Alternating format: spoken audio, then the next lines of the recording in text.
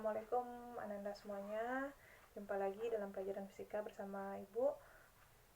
Minggu kemarin kita sudah belajar mengenai torsi. Hari ini kita akan belajar mengenai sub materi kedua, yaitu momen inersia.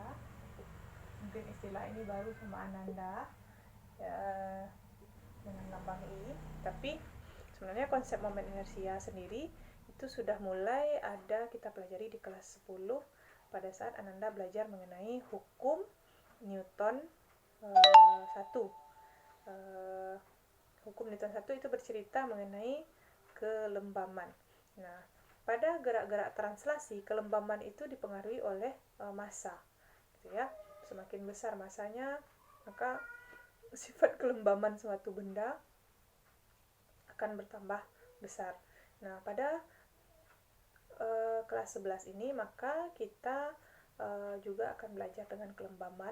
Artinya kalau kelembaman di gerak translasi, ukuran mudah tidaknya benda bergerak translasi, kelembaman di gerak rotasi itu adalah ukuran mudah tidaknya sebuah benda itu kita rotasikan atau kita putar.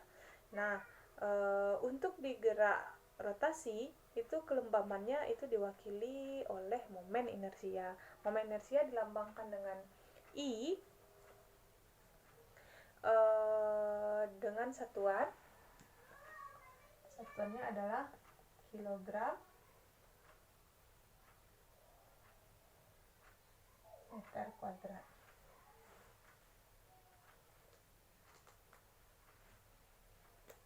Nah, kita lanjut. Untuk pertama kita belajar dulu mengenai momen inersia benda titik gitu ya, atau momen inersia benda-benda yang diskrit, artinya sangat kecil sebenarnya gitu ya, hanya sebuah titik yang sangat kecil gitu. Maka titik yang kecil itu mungkin tidak akan bisa digambarkan juga di soal, makanya kalau di soal tuh biasanya dijadikan dia sebesar bola, lalu dianggap bola itu adalah partikel gitu ya. Jadi titik itu adalah partikel. Jadi partikel itu kan ukurannya sangat kecil. Bayangkan saja partikel elektron berapa ukurannya, partikel proton berapa ukurannya, bahkan terlihat saja oleh kita tidak. Nah, cuma nanti kalau ada di soal-soal dia istilahkan nanti anggap bola itu sebagai partikel. Nah, berarti dianggap menghitung momen inersianya itu melalui perhitungan untuk momen inersia partikel atau benda-benda yang dianggap sangat kecil sekali, seperti yang belajar di kimia itu kita tahu ada partikel proton, neutron, dan elektron gitu ya. Nah, karena dia hanya ukuran partikel, maka partikel itu sering digambarkan dengan sebuah benda bulat kecil gitu ya. Nah, kita contohkan ada sebuah benda kecil, partikel sebenarnya ya, partikel bermassa M1, bermassa M. Lalu si partikel itu saking kecilnya dia mungkin berputar terhadap dirinya sendiri seperti bola kita putar tuh nggak bisa gitu ya. Jadi dia berputar terhadap sumbu tertentu. Jadi dia berputar. Akan dia berputar begini, di sini ada sumbunya, sumbu rotasinya gitu ya. Nah, kayak gitu. Lalu partikel ini mengelilingi sumbu ini. Nah, pada saat partikel mengelilingi sumbu, maka jarak partikel itu ke sumbu itu disebut sebagai jari-jari. Jadi, saat dia berkeliling, maka jaraknya itu disebut sebagai jari-jari. Nah, itu kalau kita melihatnya dari ini anggapannya dia berputarnya begini ya. Nah, kalau seandainya kita melihat dari atas tentu nggak ada sumbu seperti ini gitu ya. Nah, jadi berapakah besar momen inersia partikel ini? Nah, momen inersia partikel bergantung kepada massa dan juga jaraknya terhadap sumbu. Jadi ini sebagai sumbu rotasinya. Nah, berapa besarnya? Itu bergantung kepada pertama massa, yang kedua kuadrat jarak. Oke, nah inilah besar dari momen inersia partikel, momen inersia sebuah partikel. Nah, bagaimana kalau partikel itu dari sumbunya banyak gitu ya, dia banyak yang lagi berotasi terhadap sumbu gitu ya. Ini kita hapus. Seandainya ini adalah pusat rotasi, jadi mungkin pusatnya seperti ini ya. Lalu di sini ada partikel. Di ini pusat. Ini ada satu partikel, kita anggap ini partikel 1 dengan massa M1. Berarti dia nanti berputar dengan jari-jari. Nah, dia berputar dengan jari-jarinya R1. Lalu ternyata partikel ada lagi di sini satu. Nah, dengan jari-jarinya kalau berputar tuh R2. Dengan massanya M2. Dia berputar pula. Gitu ya. Terhadap pusat ini. Kemudian nanti ada lagi yang ketiga. Bermassa M3 berputar pula terhadap pusat ini.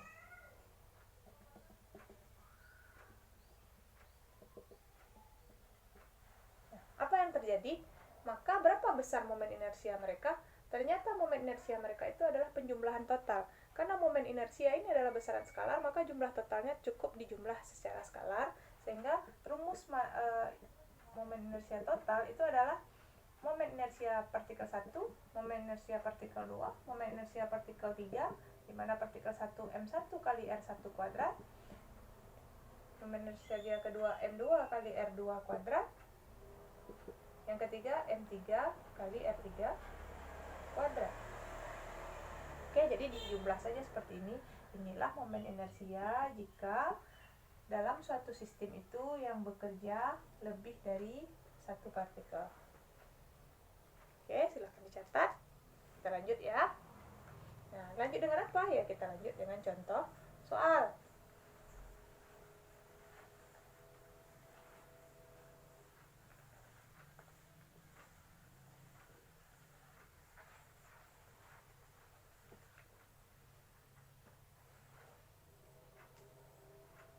Nah, kita lanjut dengan contoh soalnya.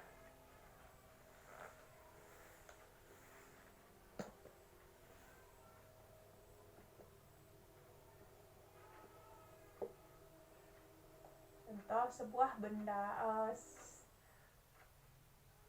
perhatikan gambar berikut gitu ya.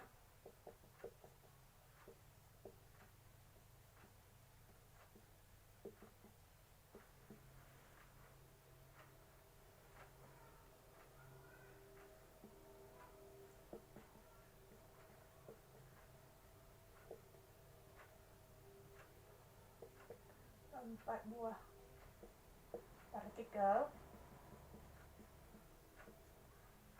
yang dihubungkan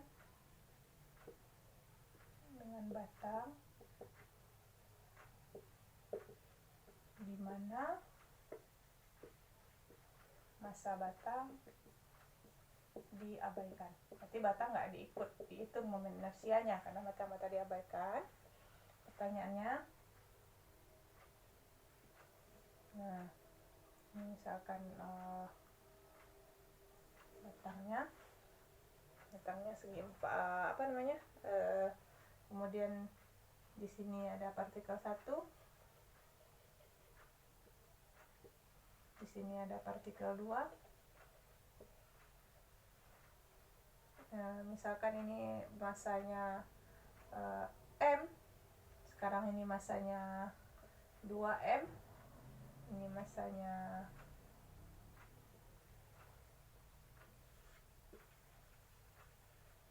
3M, ini misalkan jaraknya A, ini jaraknya A, ini jaraknya A, ini kita istilahkan X, ini istilahkan Y, ini titik O. Nah, pertanyaannya adalah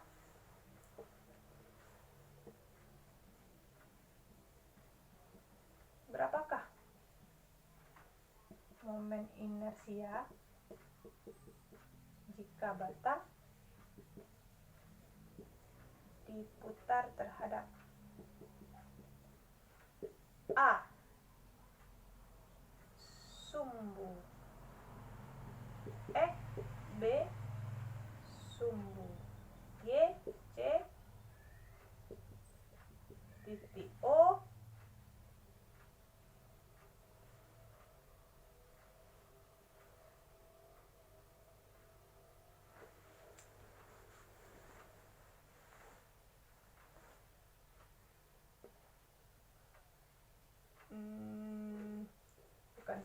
tapi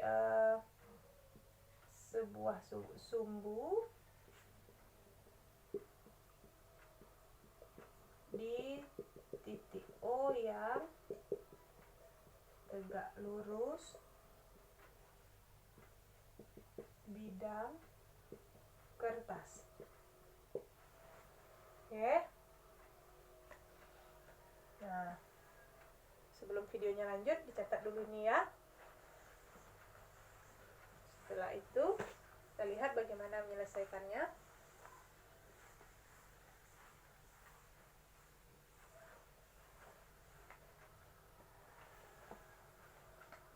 Kita ambil diketahui.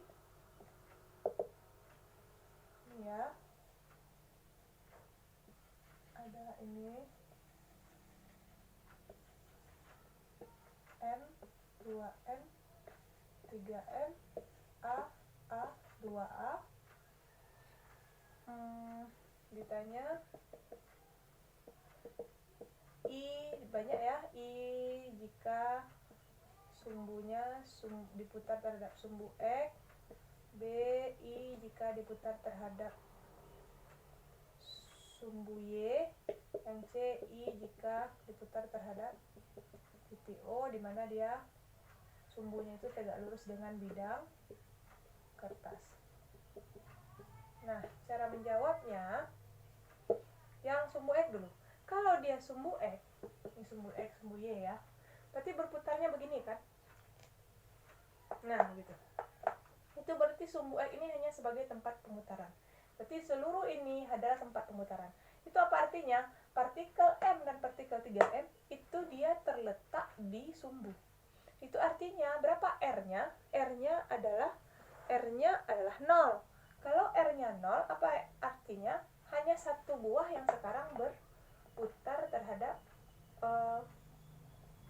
sumbu ini, yaitu 2M. Kalau M dan 3M sudah memiliki jarak 0 sehingga tidak perlu kita. Jadi seperti ini kira-kira putarannya. Jadi kalau begini berputar, maka seperti ini sumbu X, ini sumbu Y. Nah, jadi yang berputar itu ini. Gitu ya. Yang jaraknya 0 nggak berputar. Berarti hanya partikel yang ada di sini yang berputar. Berarti hanya satu-satunya berputar adalah 2M. Berarti untuk jawaban yang A, yang berputar itu hanya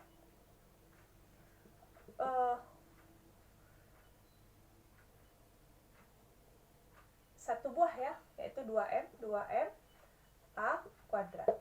Karena R-nya sekarang, atau kita bikin dulu M1 R1 kuadrat. Atau kita bikin dulu ya, ini misalkan ini sebagai 1, ini 2, kita istilahkan ini partikel kedua, ini partikel ketiga.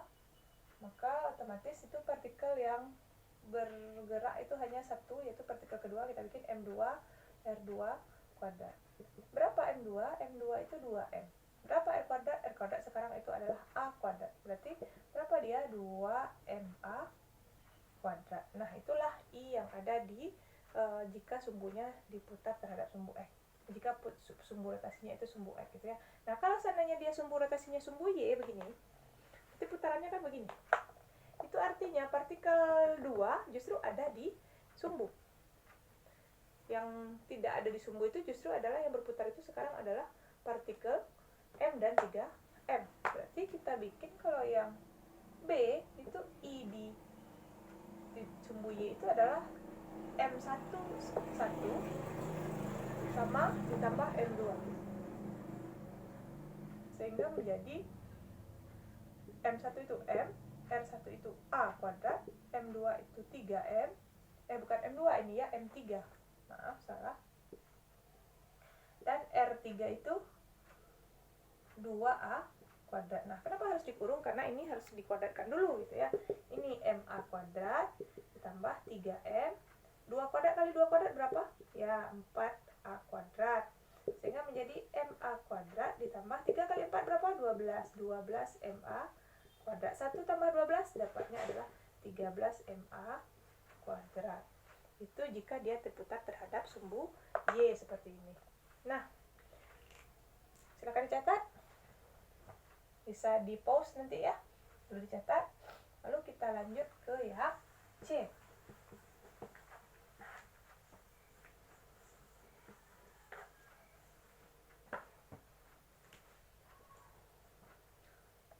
yang C itu di titik O ya, di sini titiknya. Nah di titik O dan sumbunya tegak lurus, jadi kira-kira begini, tegak lurus bidang berarti itu maksudnya. Lalu dia berputar. Nah kalau sumbu berputar di sini, apa artinya? Berarti semuanya ini ikut berputar. Jadi ini sumbu, ini. Nah dia di sini sumbunya, berarti berputarannya seperti ini kira-kira. Berarti itu apa artinya? Artinya semua partikel ini ikut berputar terhadap titik O.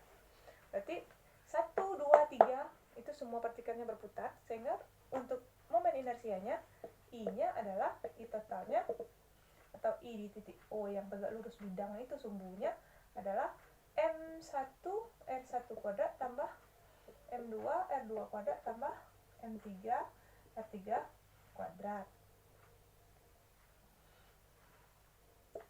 M1 berapa M1? M1 M, R1 berapa? A. M2 2M, R2-nya A ditambah M3 3M, R3-nya 2A kuadrat sama dengan MA kuadrat ditambah 2MA kuadrat ditambah 3, ini berapa? 2 kali 2 4, 3M 4A kuadrat, 3 kali 4 berapa? 3 kali 4 12, 12MA kuadrat, lalu kita jumlah 1 tambah 2 3 tambah 12, jadi jadinya 15MA kuadrat. Oke, itulah momen inersia untuk partikel yang bergerak mengelilingi pusat tertentu. Jika dia banyak, kita jumlah. Nah, kita lihat setelah ini nanti akan Ibu kirimkan latihannya mengenai momen inersia partikel ini, gitu ya. Silahkan dijawab. Ini apakah harus MA kuadrat? Tidak juga. Kalau seandainya tadi di soal ini di sini disebut 2 kg, berarti jawabannya di sini 2 kg. Lalu misalnya ini 1 meter, berarti ini 1 meter. Jangan A kuadrat gitu ya. Jadi berarti 2 kali 1. Nah, kita contohkan yang ada Bu contohkan satu lagi yang ada itunya. Yang ada angkanya ya. Misalkan perhatikan gambar berikut.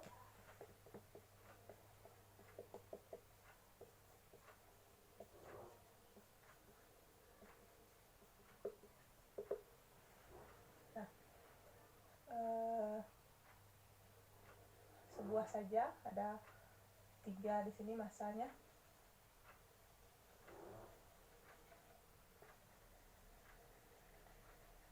Mungkin 2 kg. Nah, ini 3 kg. Ini 1 kg. Lalu ini titik P. Ini sumbu P, ini sumbu Q. Itu ya. Kemudian ini mungkin jaraknya 20 cm. Ini 20 atau 2 cm aja, 20 ya. 20 cm, 20 cm. Nah, pertanyaannya berapakah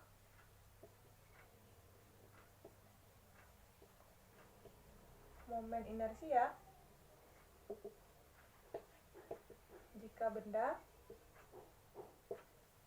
diputar terhadap A sumbu P, B sumbu Q. Nah, akan dicatat dulu soalnya. Lanjut ya.